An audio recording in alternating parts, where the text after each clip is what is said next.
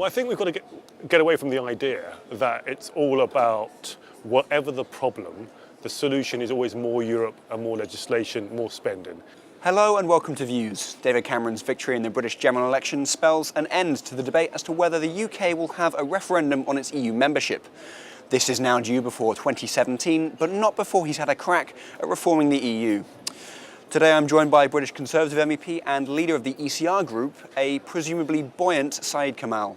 Mr. Kamal, thank you for joining us. Thank you. I'm sure you're very happy with the result. Yeah, we are, definitely. But I guess you're probably trying to work out what kind of reform is going to be put on the table.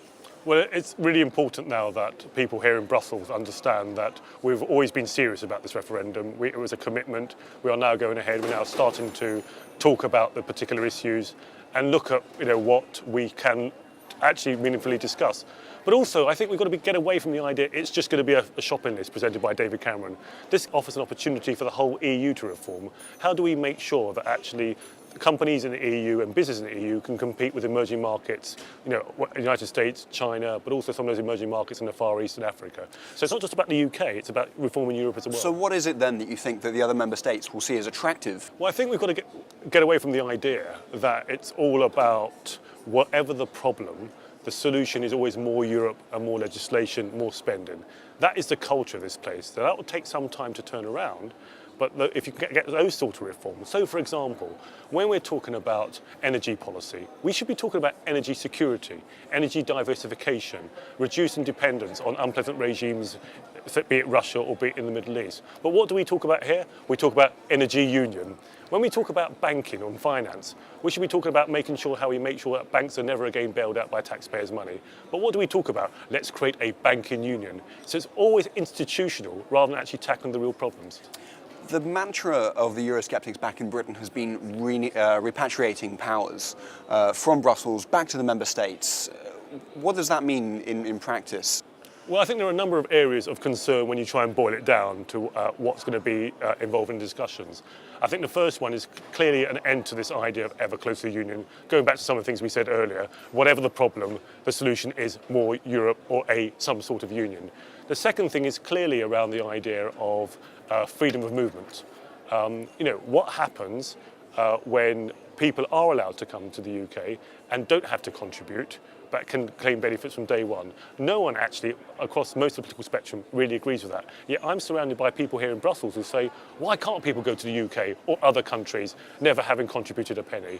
And the third thing, I think, is around the Caucasus between the Eurozone and non-Eurozone countries. If Britain does not become a member of the Euro, and probably never will be a member of the Euro, make sure that we're not coming up with policies that disadvantage a major country like Britain that's not a member of the Eurozone. You mentioned the issue of ever closer union.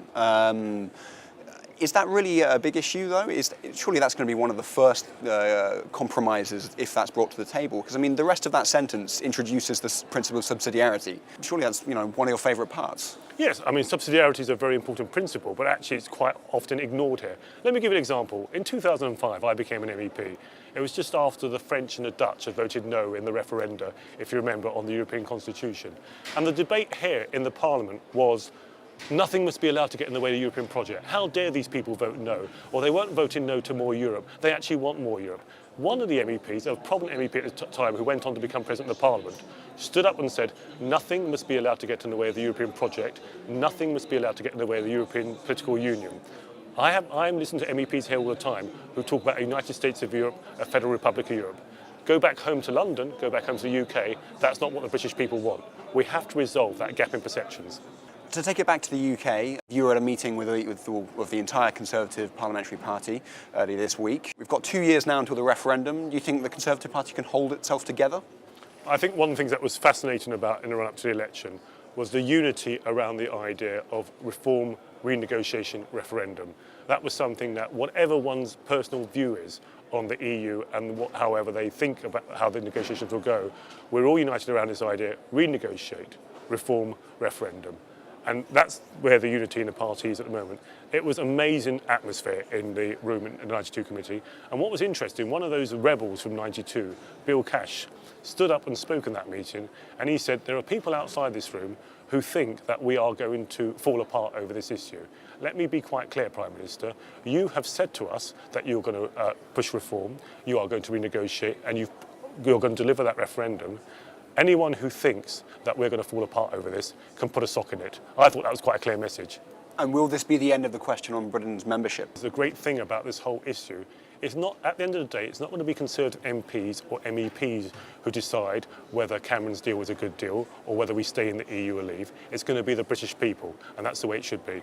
Sai Kamal, thank you very much for joining me today. That's all from Views this time. Stay with us for more on what's happening in Brussels.